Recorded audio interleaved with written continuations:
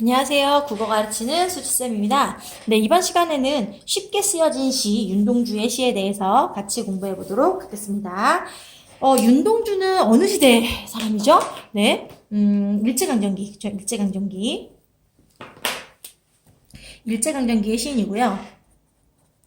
자, 어떤 중요한 시인들을 우리가 한 10명 정도는 이름을 외워두고 그 사람의 어떤 시의 정보에 대해서 좀 알아둘 필요가 있어요. 이 윤동주 시인에 대해서는요. 자, 일제강점기의 시인이고, 그리고, 항상 이 사람의 시에는 자아성찰이 나타납니다. 근데 이 자아성찰을 어떻게 하느냐? 나를 두 개로 분리를 해요. 어떻게? 나를, 현실적 자아와 그리고 내면적 자아. 근데 이게 문제에는 또 다른 말로 나올 수가 있어요. 현실적 자아를 무기력한 자아 이렇게 나올 수도 있고요. 내면적 자아를 이상적 자아 또는 반성적 자아 이렇게 나올 수도 있습니다. 같은 말이에요. 자, 그러면 이 현실적 자아는 마이너스 자아고요. 그죠? 현실에서 무기력하게 내가 시나 쓰고 앉아있고 하는 무기력한 자아고, 내면적 자아는 내가 내 마음속으로 내가 결백이라기보다는 항상 순수하고 항상 옳기를 바라는 그런, 플러스 자아라고 할 수 있겠습니다. 어쨌든 이 윤동주의 시에는 자아 성찰이 나타나는데, 이렇게 자아를 두 개로 나눈다라는 이야기 꼭 기억하셔야 돼요. 자, 그러면 이제 제목부터 한번 볼게요. 쉽게 쓰여진 시예요. 쉽게 쓰여진 시. 그러면 이 시를 쓸 때 이 화자의 감정은 정말 이 시를 엄청 쉽게 썼을까요? 엄청 내면적인 고뇌와 갈등과 그리고 자아 성찰을 하면서 썼단 말이에요. 그래서 이거는 사실은 되게 어려운 마음으로 쓰여졌다. 그래서 어렵게 쓰여진 시란 말이에요. 그래서 어떤 학교에서는 이거를 반어적인 제목이구나, 반어적이라고 이야기하는 학교도 있어요. 근데 이거는 학교에서 그렇게 가르친 학교만 네, 그렇게 알아주시면 되고요. 만약에 이런 말이 나오잖아요. 그러면 맞을 때만 나오고요. 아닐 때 나오잖아요. 네. 그러니까 요거는 그런 학교들만 네, 기억해 두세요. 자, 그럼 처음부터 볼게요. 창밖에 밤비가 속살거려. 자, 밤 나왔습니다. 플러스예요, 마이너스예요? 당연히 마이너스죠. 이 밤은 일제강점기에, 그죠? 일제강점기에 암울한 현실을 나타낸다.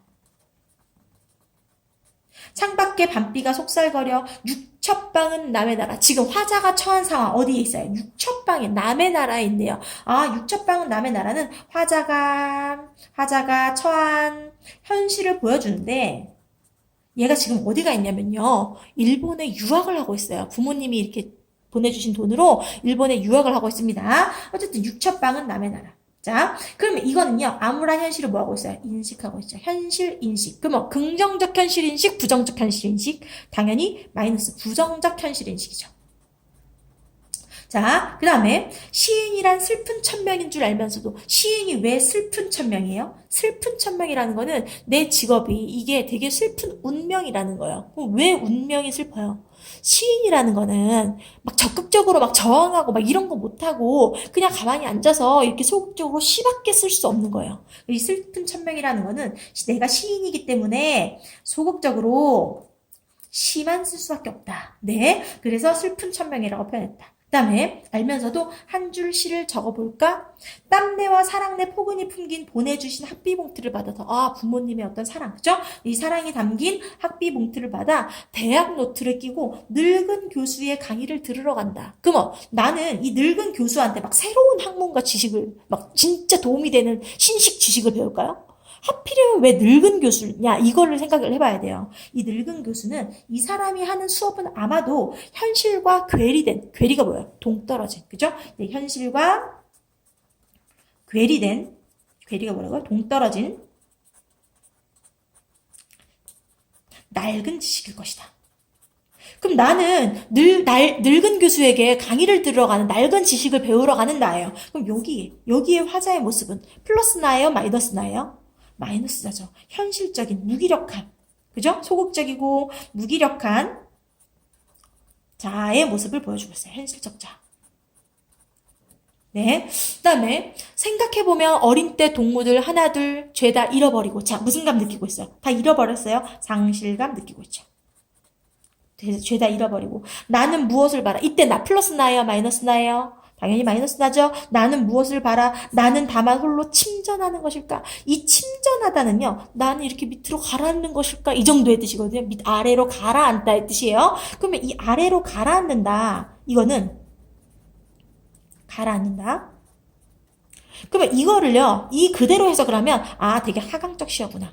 그죠? 하강적 이미지구나. 그래서 뭔가 마이너스 정서를 나타내는구나. 로 볼 수도 있고요. 이거는 어디로 가라앉는 거냐면 내면으로 가라앉는다. 그래서 이제 내면을 들여다볼 것이다. 라는 이야기를 하고 있는 거예요. 네, 나는 왜 이렇게 홀로 침전하는 것일까? 내면으로 가라앉는 것일까? 그럼 이제부터 내가 진지한 내면의 성찰을 하게 될 거예요. 자, 이제 보세요. 인생은 살기 어렵다는데 시가 이렇게 쉽게 쓰여지는 것은 부끄러운 일이다. 인생은 어떤데? 어려운데 시는 이렇게 쉽게 쓰여져. 어때요? 대조적. 인생과 시가 대조적인 성격을 가지고 있어요. 그쵸? 얘는 어려운데 시가 쉽게 쓰여지는 것은 부끄러운 일이다. 부끄러움 느낍니다. 그쵸?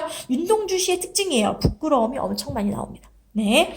그 다음에 육첩방은 남의 나라 창밖에 밤비가 속살거리는데 자, 이 1년의 내용을 여기 몇 년이죠? 1, 2, 3, 4, 5, 6, 7, 8 그죠? 8연에서 1년의 내용을 반복했는데 똑같이 반복했어요? 순서를 바꿨잖아요. 그쵸? 조금 다르게 반복한다를 우리는 변주라고 하죠. 반복과 변주를 통해서. 그쵸? 반복과 변주를 통해서 지금 현실에 대한 인식을 나타내는데 이게 첫 번째 현실 인식이었어요. 그죠? 여기는 현실을 두 번째로 인식합니다. 그걸 우리는 현실 재인식이라고 해요. 재인식.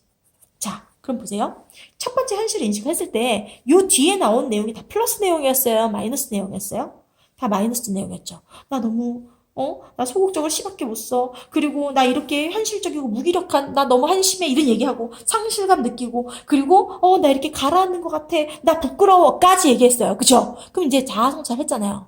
첫 번째, 현실 인식하고, 그냥 부정적인 막 자신에 대해서 생각하다가 자아성찰에서 부끄러움을 느꼈어. 그 다음에 현실을 재인식합니다. 근데 이 순서가 바뀌었어요. 육첩방은 남의 나라, 창밖에 밤비가 속살거리는데. 자, 그러면 이제 얘가 바뀝니다. 순서가 바뀌었다는 거는 뒤에 다른 이야기를 한다는 거예요. 자, 여기서 시상의 전환이 일어납니다. 등불을 밝혀서 어둠을 내몰고, 자, 등불은 뭐예요? 현실에 대한 의지를 나타내죠. 그죠? 의지, 희망 이런 거예요. 당연히 플러스입니다. 등불을 밝혀 어둠을 조금 내몰고 시대처럼 올 아침을 기다리는 최후의 날. 자, 그러면 시대처럼 올 아침은 뭘 의미할까요? 당연히 광복을 의미하죠. 자, 근데 우리가 광복을, 독립, 광복 이런 거를 왜 아침이라고 표현할까요? 어떤 시에서는 뭐 빼앗긴들에도 봄은 오는가 이런 시에서는 시대를 그러니까 그 광복을 봄이라고 표현해요. 그죠? 그럼 왜 봄이고 아침이라고 할까요? 자, 아침의 밤대가 뭐예요? 밤이죠? 밤은 일제강점기의 마이너스 현실이죠? 근데 이게 그냥 단순히 어둡고 밝고 이 정도의 차이가 아니라 이런 인식이 담겨 있는 거예요. 지금은 어둡지만, 지금이 밤이지만 밤이 지나면 뭐가 와요? 아침이 오잖아요. 반드시 올 것이라는 믿음이 나타나는 거예요. 반드시 올 것이다. 겨울이잖아, 지금. 그죠? 겨울이, 여기 말고, 다른 시에서. 내 일제강점기 보통 뭐 겨울은 강철로 된 무지개인가 보다 겨울로 나온단 말이에요. 뭐 겨울도 어때요? 마이너스 현실이잖아요. 그쵸? 근데 겨울이 지나면 뭐가 와요? 봄이 와요. 그쵸? 그래서 광복이랑 독립을 아침, 아니면 봄, 이렇게 표현하는 거예요. 그죠? 플러스 마이너스의 의미 말고도, 그죠? 반드시 올 것이라는 어떤 기대와 희망이 담겨 있다. 자, 어쨌든 시대처럼 올 아침을 기다리는 최후의 나. 그럼 이 최후의 나는 플러스 자일까요? 마이너스 자일까요? 당연히 플러스 자입니다. 왜요? 얘 등불 밝혔잖아. 그죠? 어둠 내몰았잖아. 그리고 아침을 기다리고 있잖아요. 그래서 얘는 나의 이상적이고, 내면적이고, 반성적인 플러스 자다. 이게 졸라 중요한 겁니다. 됐죠? 최후의 나. 그럼 이제 마지막 보세요. 나는 나에게 작은 손을 내밀어. 나는 나에게 작은 손을 내미는데 생각을 해보세요. 플러스가 마이너스한테 손을 이렇게 내밀까요? 악수를 청할까요? 아니면 마이너스가 플러스한테 손을 내밀까요? 플러스가 마이너스한테 내밉니다. 그쵸? 네. 나는 나에게 작은 손을 내밀어 눈물과 위안으로 잡는 최초의 악수. 자, 두 자아가 뭐 하고 있어요? 화해에 이루고 있다라는 거. 그죠? 두 자아가 화해에 이루고 있다. 자, 그래서 이 윤동주의 이 쉽게 쓰여진 시는 일제강점기에서 자아성찰, 그죠? and, 그리고 미래에 대한 희망을 나타내고 있죠. 그죠? 그리고 화해를 나타내주고 있다. 자, 그리고 이제 중요한 특징은 현실 인식하고요. 8연에서 현실을 재인식하는데 이 부분에서 반복과 변주가 나타난다. 그리고 어디가 플러스 자하고 어디가 마이너스 자하고 이런 거, 그죠? 이거 알아두시면 되고요. 자, 특징 좀 해볼게요. 대조적 시어를 사용해요. 그죠? 대조적이고 대립적 시어를 사용합니다. 근데 여기서 나오는 대조적 시어는요. 보통 플러스 마이너스잖아요. 그죠? 네. 근데 뭐 밤비 어둡고요. 그리고 또 뭐가 있죠? 뭐 밤비, 어둠 뭐 이런 말들이 나와요. 그리고 등불, 아침 플러스잖아요. 자, 그러면 이건 밝음과 어두움의 이미지를 대조해요. 이거를 조금 유식하게 명암의 대비를 통해 이렇게 나와요. 명암의 대비. 그쵸? 그리고 두 자아의, 그쵸? 네, 어떤 갈등과 화해가 나타난다. 자, 그러면 윤동주의 그 다른 시에서는요, 다른 시에서 어떻게 얘기를 하고 있냐면, 제가 뽑아놓은 게 없네요. 자, 그러면 제가, 다른, 참고할 만한 다른 시의 제목을 좀 알려드릴게요. 자, 윤동주의 시를 공부할 때 참고할 만한 다른 시. 일단, 길이라는 시가 있어요. 길. 자, 윤동주의 길이에요. 윤동주의 길을 보면요. 얘가 이제 잃어버렸습니다. 이렇게 시작해요. 잃어버렸습니다. 근데 무얼 어디다 잃어버린지 몰라서 뭐 두 손이 주머니를 더듬어 길에 나아갑니다. 이렇게 나오는데 얘가 길에 나아가는 행위가 자아 성찰을 하는 행위예요. 근데 얘가 뭔가 잃어버렸다 그랬잖아요. 그럼 뭘 잃어버렸게요? 얘의 플러스 자아를 상실한 거예요. 근데 얘가 플러스 자아를 찾기 위해서 길을 나서고 있단 말이에요. 그러면 이 자아를 찾기 위한 것이구나. 아, 자아 성찰이구나. 그 길을 걷는 행위는 자아를 성찰하는 행위구나. 그리고 얘가 지금 플러스 자아를 잃어버렸기 때문에 나는 길에 나아갑니다. 이렇게 나오면 나는 마이너스 자아라는 거. 됐죠? 그 다음에, 길 너머에 내가 있고 이렇게 나와요. 그러면 이제 이 담이 있고, 내가 길을 이렇게 걷는데, 길을 이렇게 담이 여기 이렇게 있어요. 담이 있어요. 그리고 담 너머에 내가 찾고자 하는 플러스 자아가 있어요. 그럼 이 담은 플러스예요, 마이너스예요? 마이너스죠. 그죠? 이 마이너스입니다. 왜요? 이 마이너스예요? 이 자아를 내가 만나고 싶은데 이 담 때문에 못 만나잖아요. 그쵸? 그래서 이 시에 보면요, 막 담은 쇠문을 닫아서 이렇게 나와요. 쇠문. 그럼 쇠문도 플러스예요, 마이너스예요? 마이너스예요. 그죠? 그래서 어쨌든 얘가 풀 한 폭이 없는 이 길을 걷는 것은 이렇게 나오는데 풀 한 폭이 없는 이 길은 플러스 길이에요, 마이너스 길이에요? 마이너스 길이죠. 내가 마이너스 길을 걷는 것은 내가 이 플러스 자, 잃은 것을 찾기 위한 것입니다. 이렇게 나와요. 잃은 것, 당연히 뭐예요? 나의 플러스 자. 됐죠? 그래서 이 길이라는 시에서 플러스 자와 마이너스 자의 관계. 그래서 지금 이 마이너스 자, 현실적 자는 이 플러스 자를 상실한 채 플러스 자를 찾기 위해서 길을 걷고 있다. 자아를 성찰하고 있다. 근데 이 자아 성찰의 목적은 뭐다? 나의 플러스 자를 회복하는 것. 됐죠? 그죠? 그래서 이 윤동주의 길 나중에 뭐 인터넷이든 어디서든, 네, 찾아서 한번 읽어보세요. 네, 이 설명을 들으면 대강 느낌이 옵니다. 자, 그 다음에 또, 윤동주의 또 다른 고향이 있어요. 또 다른 고향. 윤동주의 또 다른 고향은 어떤 시냐면, 얘가 고향에 갔어요. 근데 이 고향에 갔더니, 내 백골이 따라와 한 방에 누웠다. 이렇게 나오거든요. 백골이 따라와 한 방에 누웠다. 그럼 보세요. 백골은 나의 마이너스 자예요. 그러면 내가 고향에 갔는데 백골이 따라왔단 말이에요. 그럼 고향은 플러스 공간이에요? 마이너스 공간이에요? 마이너스 공간이에요. 이해되시죠? 고향은 좋은 거 아니야? 좋은 거 아닙니다. 여기서. 왜? 백골이 따라와 놓았으니까. 그래서 이제 여기서 나오는 어둠 속에 곱게 풍화작용도 마이너스예요. 썩어서 없어지는 거니까. 작용하는 백골 이렇게 나와요. 그럼 풍화작용도 마이너스고 백골도 마이너스고. 그다음에 뭐 눈물 짓는 것은 뭐 내가 우는 것이냐, 백골이 우는 것이냐, 아니면 아름다운 혼이 우는 것이냐 이렇게 나와요. 아름다운 혼이 바로 플러스 자예요. 아, 그래서 이 또 다른 고향에서도 백골은 마이너스 자하고 아름다운 혼은 플러스 자구나. 이렇게 자아를 이렇게 대립시켜서, 그죠? 네. 대립시켜서, 자아를 성찰하는구나. 됐죠? 그래서 이제 마지막에, 이제 중간쯤에 뭐 지조 높은 개는 플러스일까요? 마이너스일까요? 당연히 플러스죠. 왜요? 지조가 높대잖아. 그쵸? 지조 높은 개는 뭐 밤을 새워 어둠을 짓는다. 어둠을 짓는 개는 나를 쫓는 것이다. 그리고 보면 마지막에 가자 쫓기는 사람처럼 가자. 백골 몰래 아름다운 또 다른 고향에 가자. 이렇게 나와요. 백골 몰래. 그죠? 백골 마이너스 아 몰래. 그럼 아름다운 또 다른 고향. 제목에 나온 이 또 다른 고향은 플러스일까요? 마이너스일까요? 당연히 플러스 공간입니다. 왜요? 얘는 백골을 떼버린 공간이에요. 나의 마이너스 자와 이별하겠다는 거예요. 그래서 이 또 다른 고향에 가자라는 이 또 다른 고향은 백골이 없는 나의 마이너스 자아가 없는 공간이니까 플러스 공간이다. 그래서 이 그냥 고향과 또 다른 고향은 무슨 관계? 대조관계. 그죠? 백골과 아름다운 혼도 대조관계. 그리고 이 시도 딱 보니까 뭐 어두움, 그치? 이런 말이 나오니까 아, 명암의 대비 이런 얘기 나올 수 있겠죠. 그죠? 그리고 또 이제 뭐 나를 두 가지로 나타내는 뭐 시가 이상의 거울 이런 것도 있어요. 이상의 거울.